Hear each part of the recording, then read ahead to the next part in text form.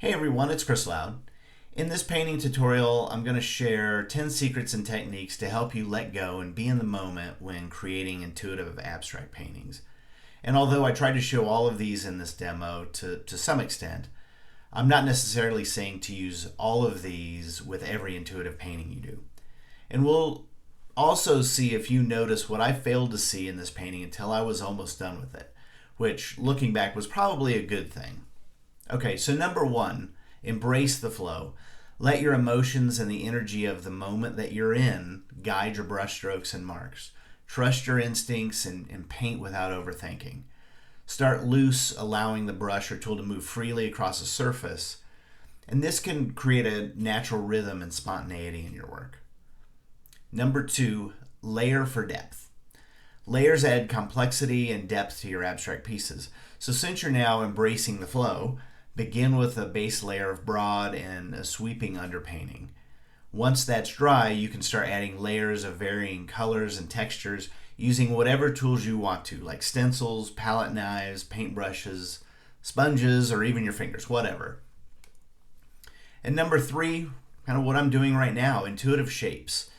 So repeating shapes or even symbols can create a cohesive theme. So use shapes or symbols that come to mind without analyzing its meaning.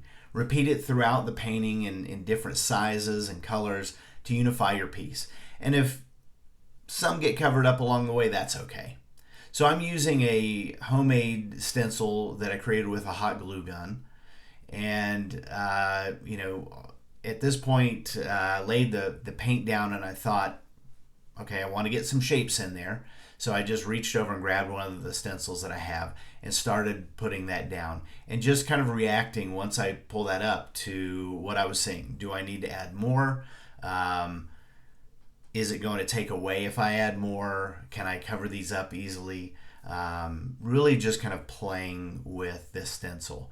But I easily could have just started using a brush or a marker, a pencil, wax pastels to start drawing some different shapes and go that route.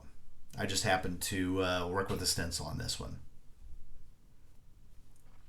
And that kind of leads me to number four, quick dry techniques. So, speed up drying time to keep the momentum going. So I'm using a stencil brush to put down this paint. So I've got little, shapes of wet paint on there. I needed to get this dry to really move on. So use a hair dryer or a heat gun to dry layers quickly. This allows you to build up layers rapidly without having to wait too long. And in the summer, I also have a fan going in my studio to keep it from getting too hot. And that really helps dry my paintings kind of quickly. It has that air circulation. And you can also work with thinner layers, and that will help dry the paint, or help the paint dry, I should say, a little faster. So number five, color intuition.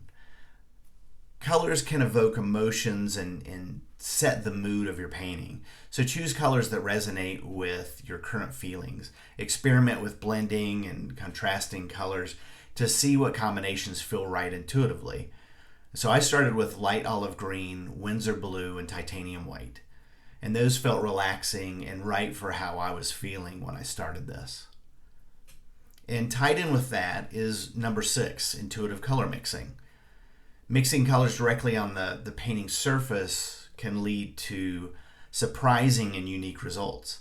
So apply two or more colors side by side and blend them with a brush or a brayer or a paper towel or a palette knife, whatever. Let the colors mix organically. In the same vein, wet a paper towel and wipe away a little of that paint that you've laid down over top of the underpainting to see what colors show through. And you can see that I'm putting down some charcoal to create more of an outline on this painting. And that kind of leads me to number seven, use different mediums. Different mediums can enhance how visually captivating the art is. And they can also change the texture and the character of the painting. So combine acrylics with mediums like charcoal, inks, markers, or watercolors. Experiment with how they interact and layer over one another. I use charcoal and some Caran d'Ache water-soluble wax pastels in this, in combination with the acrylics, and just, again, trying to get a feel for where I was going with this, and just reacting to what I was seeing. Now, I was not really sure where I was headed with this. I was unsure of what I was going to do with the background of this piece. I kind of wanted to leave it lighter, but turned it, looked at different orientations, and this is where kind of number 8 kind of comes in: playful experimentation. So playfulness can lead to unexpected discoveries, which is kind of the goal when we're painting intuitively. So approach your surface with a sense of curiosity and experimentation. Try new tools and techniques and color palettes without worrying about the outcome. The painting is, it's going to lead you where it wants to go. So this painting did just that. As soon as I started thinking about what I was doing and where I might make this go, I felt like I started wandering around a little bit. So as soon as I started experimenting with the bolder and risky decisions, I found that direction. And coming up is one of those areas where I kept thinking about what I wanted to do with that background, but I was unsure of it. And then I finally had to tell myself, just go for it, take those risks. And part of that is playing with contrast, which is number 9. Be open to finding those opportunities to play with contrast. Adding contrast can have dramatic effects on your art. So use contrast between different colors or between light and dark. You can create abstract paintings that not only captivate the viewer's eye, but also convey a rich sense of depth and dimension. So where I started kind of thinking about this here was, okay, I've got a lot of green on there. I'm going to see if I can work a little bit of red into that mixed with the Windsor blue and start getting a little bit more contrast with the background and that foreground that have the spots.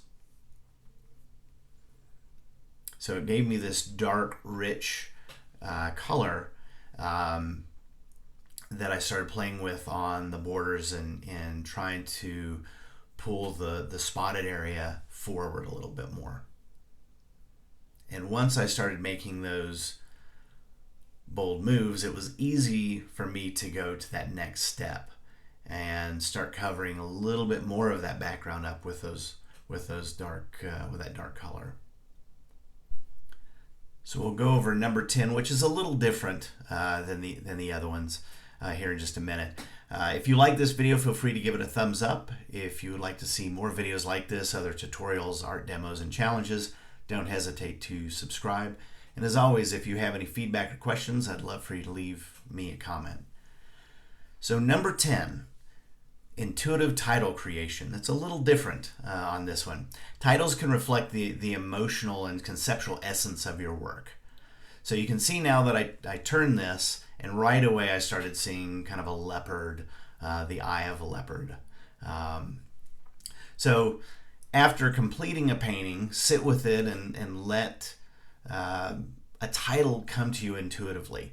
A good title can enhance the viewer's connection to the piece. So what is my intuitive title for this piece? My first thought was seeing the world through the eye of a leopard. You can see in the eye, I could have put the typical little slit that the cat's eye has, but I decided not to because it looked like a world in that eye. So I adjusted pretty quickly to gazing at the world through a leopard's eye. So here are the final paintings in different orientations. So thanks for watching, and keep on painting.